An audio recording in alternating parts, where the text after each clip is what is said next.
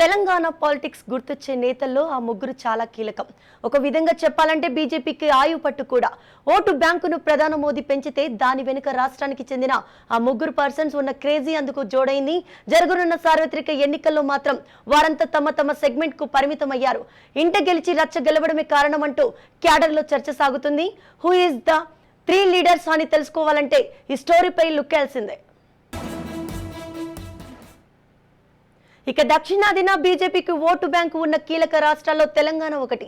2014-19 assembly ఎన్నికలతో పోలిస్తే 2023లో ఆ పార్టీకి గణనీయంగా ఓటు బ్యాంకు పెరిగింది. 13.89 ఓటు శాతం దక్కించుకుంది. ప్రత్యర్థుల గెలుపు ఓటములను నిర్దేశించే స్థాయికి బీజేపీ చేరుకుంది. పెరిగిన గ్రాఫ్ ను తమకు అనుకూలంగా మార్చుకునేందుకు ఢిల్లీ పెద్దలు వ్యూహాలతో రెడీ అయ్యారు. లోక్సభ ఎన్నికలపై ఫోకస్ పెట్టారు. 2019 సార్వత్రిక ఎన్నికల్లో రాష్ట్రంలో బీజేపీ 4 సీట్లు సాధించింది. అయితే ఈ దఫా మాత్రం డబుల్ డిజిట్ సాధించాలన్నది Modi and team plan. Assembly ఎన్నికలు జరిగిన వెంటనే సార్వత్రిక ఎన్నికలు రావడంతో హ్యాట్రిక్ విజయాన్ని మోదీకి అందించాలన్న ఆలోచనలో నేతలున్నారు. అందుకు తగ్గట్టుగానే అన్ని పార్టీల కన్నా ముందే అభ్యర్థులను ఢిల్లీ పెద్దలు ప్రకటించారు. సంస్థాగత బలోపేతంగా దృష్టి పెట్టారు. ఒకవైపు ప్రజల్లోకి వెళ్తూనే మరోవైపు అంతర్గతంగా చేయాల్సిన పనులు వేగవంతం చేశారు. నేతల మధ్య సమన్వయం, క్షేత్రస్థాయిలో జాయినింగ్ పై కూడా కన్నేసింది. పొరపాట్లకు తావు లేకుండా వారి నియోజకవర్గాలపై పట్టు సాధించేలా విస్తృతంగా తిరుగుతున్నారు.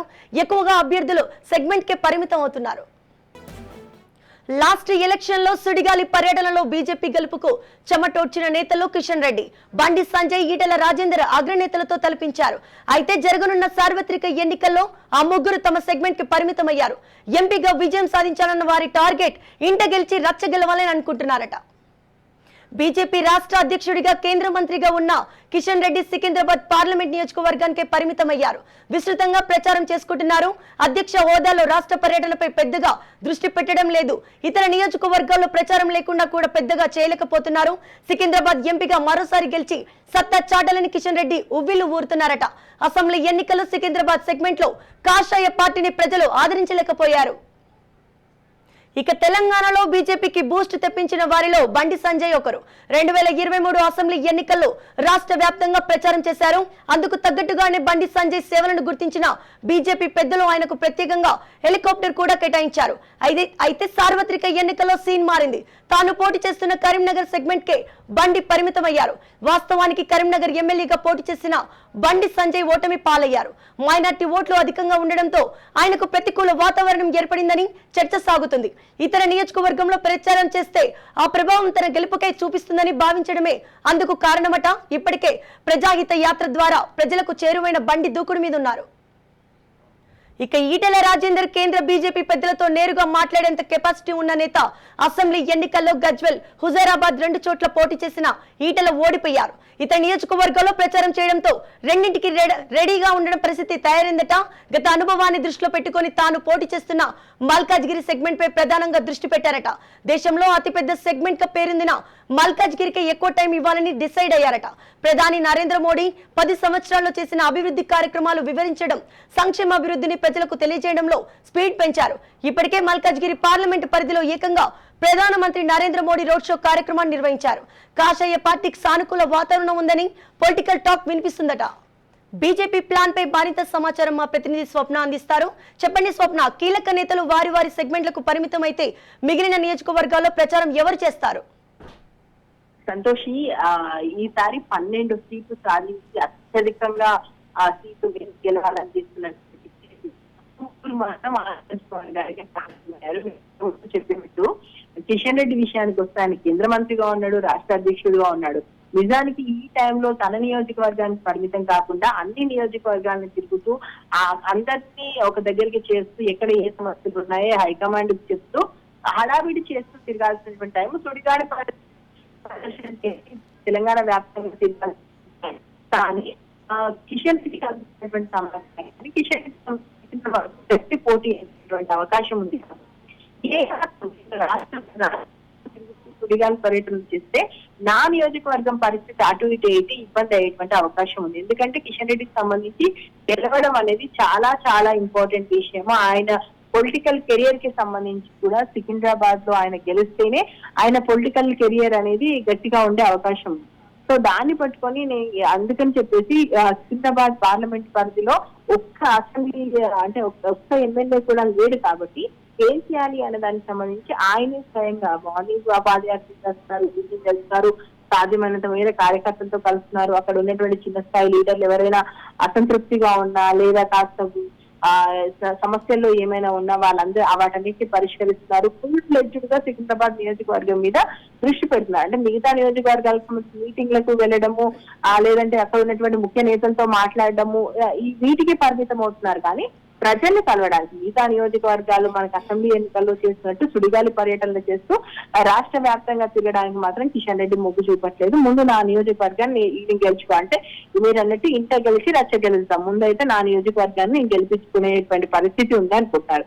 ఇంకొకటి మీరు ఇంతమంది చెప్పారు బండి సంజయ్కి సంబంధించి ఆయన ప్రత్యేకంగా హెలికాప్టర్ కేటాయించడం, తెలంగాణ వ్యాప్తంగా తిరగడం, ఆయన మాట్లాడినటువంటి మాటలు గతంలో రాష్ట్ర అధ్యక్షుడిగా చేశాడు కాబట్టి తన స్థానాన్ని గెలవడమే కాదు మిగిలిన అభ్యర్థులను గెలిపించేటువంటి ఆ భారాన్ని కూడా తన భుజాల మీద వేసుకొని అసెంబ్లీ ఎన్నికల్లో తిరిగారు. కానీ ఏమైంది, తన నియోజకవర్గంలో చాలా తక్కువ ఓట్లతో ఓడిపోయారు.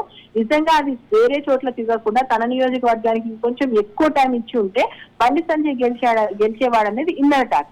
కాబట్టి ఈసారి బండి సంజయ్ మళ్ళీ ఆ తప్పు చేయదలుచుకోలేదు. ఖచ్చితంగా తన నియోజకవర్గానికి ముందుగా పరిమితమవుతున్నారు. ఇప్పటికే దాదాపు తన నియోజకవర్గంలో పరిధిలో ఉన్నటువంటి అన్ని ప్రాంతాలను చుట్టేస్తాడనే చెప్పుకోవచ్చు. ఓవైపు యాత్ర పేరుతో చేస్తున్నారు, మరోవైపు మార్నింగ్ వాకర్స్ కలుస్తున్నాడు, అక్కడ ఉన్నటువంటి కార్యకర్తలతో సమావేశం అవుతున్నాడు. ఎట్టి పరిస్థితుల్లోనూ కరీంనగర్ లో మరోసారి గెలిచి తీరాలి అనేటువంటి దాంతో ఉన్నాడు. ఇక మూడవది ఈటెల రాజేందర్ విషయానికి వస్తే, ఈటెల రాజేందర్ గతంలో ముఖ్యమంత్రిగా ఉన్నటువంటి కేసీఆర్ మీద పోటీ చేసి గెలవాలి, తన నియోజకవర్గం గెలుచుకోవడం చాలా అంటే గజ్వేల్ గెలిచిపోతానే సేమ్ టైం హుజూరాబాద్ గెలుచుకుంటే కాస్త ఓవర్ కాన్ఫిడెన్స్ తోనే బరిలో దిగారు. ఆ రెండు నియోజకవర్గాలతో పాటు మిగిలిన నియోజకవర్గాల్లో కూడా తిరిగారు. ఎందుకంటే ఒకవేళ బీజేపీ అధికారంలోకి వస్తే ముఖ్యమంత్రి ఎవరు అవుతారంటే ఈటెల రాజేందర్ అవుతారు అనేటువంటి మాటలు కూడా బయటకు వినిపించాయి.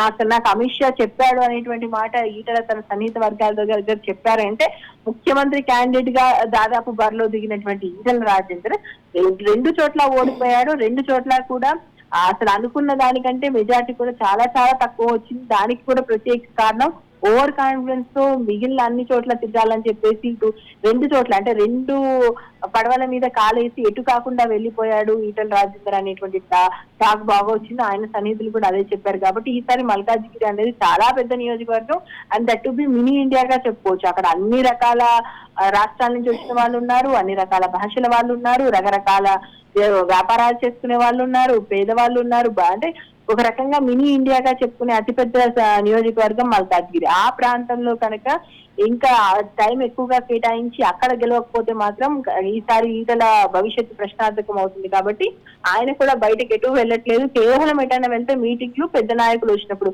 ఈవెన్ మొన్న మోదీ వచ్చినప్పుడు రోడ్ షో చేసినప్పుడు, కానీ మిగతా ప్రాంతాల్లో కూడా ఆయన నియోజకవర్గానికి పరిమితం అవుతారు. దీంతో ఎవరైతే కీలకంగా వ్యవహరించాల్సినటువంటి నేతలు ఉన్నారో ఇప్పుడు వారి నియోజకవర్గంలో వాళ్ళు సెటిల్ అయిపోయారు.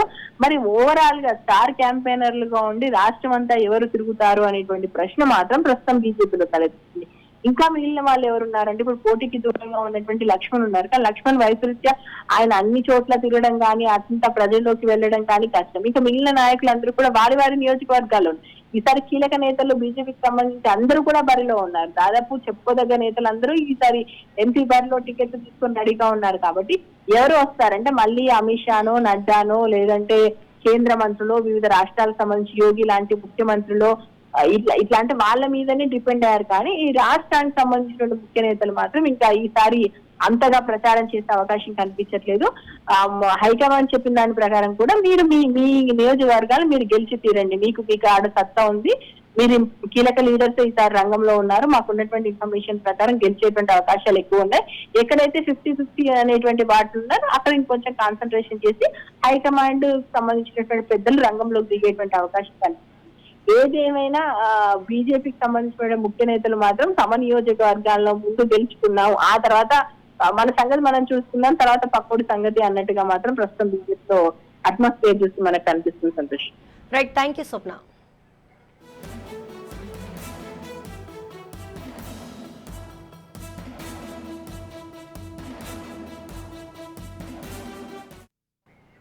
మొత్తం మీద గెలుపే ప్రధానంగా బీజేపీ దృష్టి పెట్టడం ఎన్నికల టాస్క్ గా ప్రచారం సాగుతుంది.